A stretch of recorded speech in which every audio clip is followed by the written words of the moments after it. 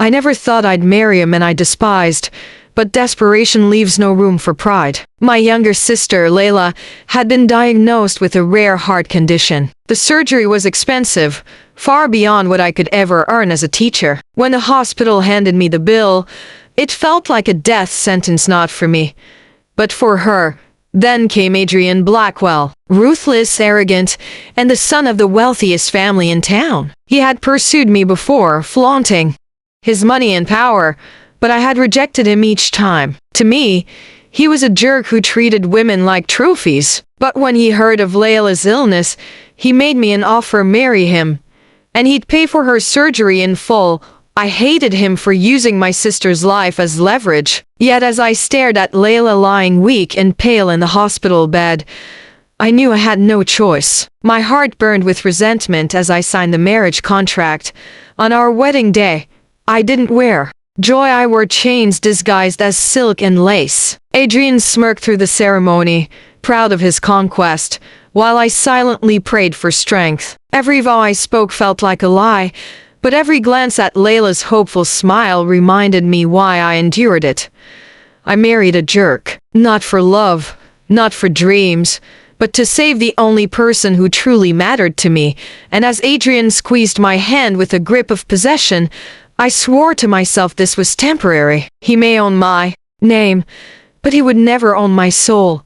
Life with Adrian was everything I feared. His mansion was gilded, yet cold, like a palace built for display, not for warmth. He paraded me at dinners, introducing me as his perfect wife, though we both knew the truth. I was nothing more than his prized oddity home.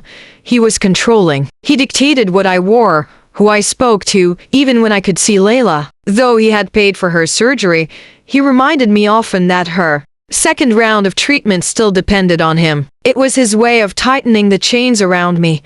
I tried to keep my head high, endure it. I whispered to myself each night, but it wasn't easy. He mocked my simple upbringing, laughed at my opinions, and smirked when I tried to push back. I thought of him as nothing more than a tyrant in expensive suits, yet sometimes, just sometimes, I caught glimpses of something else. When Layla came to visit, Adrian was softer. He spoke gently to her, even bought her books and gifts. Once, I overheard him on the phone arguing with the doctor, demanding the best care for her. That side of him confused me. Was he doing it only to keep me tied to him?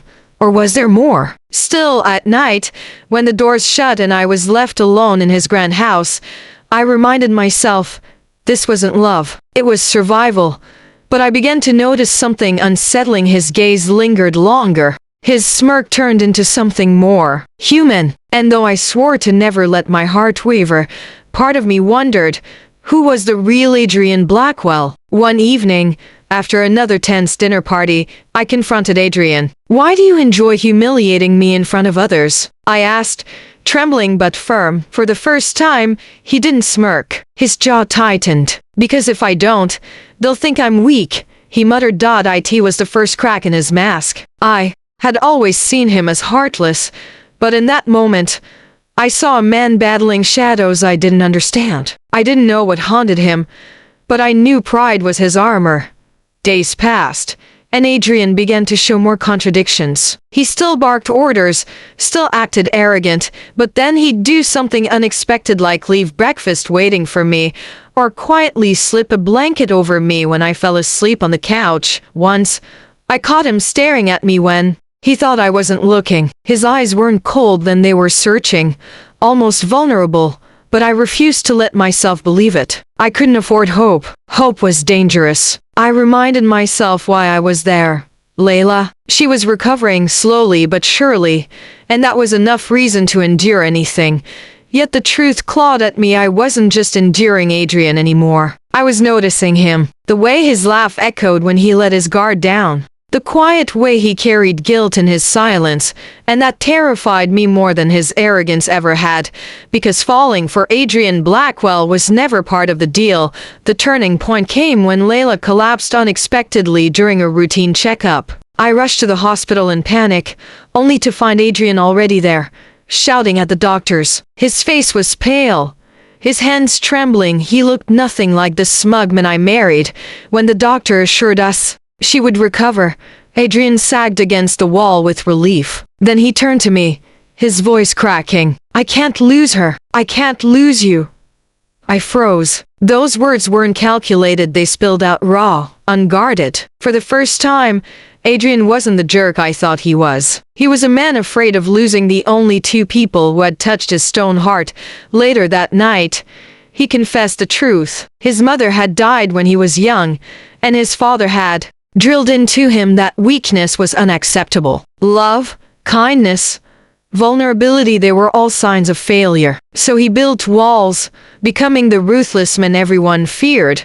You were the only one who ever said no to me, he admitted, his voice low. I hated it, but I also needed it. I needed you.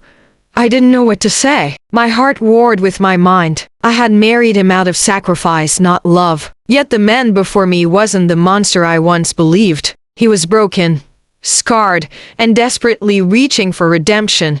And for the first time, I wondered if saving Layla had also led me to saving Adrian.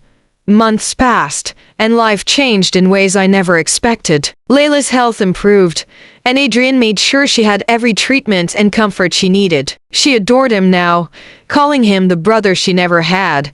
As for me, I no longer felt like a prisoner in his house. Slowly, the walls between us crumbled. Adrian still had his rough edges, still battled his pride, but he was learning. And I was seeing the men beneath the arrogance, the men capable of love.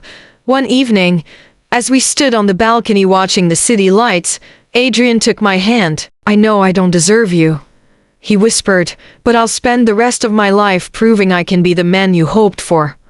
Tears stung my eyes. I had married a jerk to save my sister. But somewhere along the way, I discovered that even jerks could change, and that love could bloom in the most unlikely places. My marriage had started as a cage, but now, standing beside Adrian, I realized the truth. Sometimes love doesn't come in the way we expect. Sometimes it comes in chains that, little by little, turn into bonds stronger than steel. And for the first time since I said I do, I didn't feel trapped. I felt free.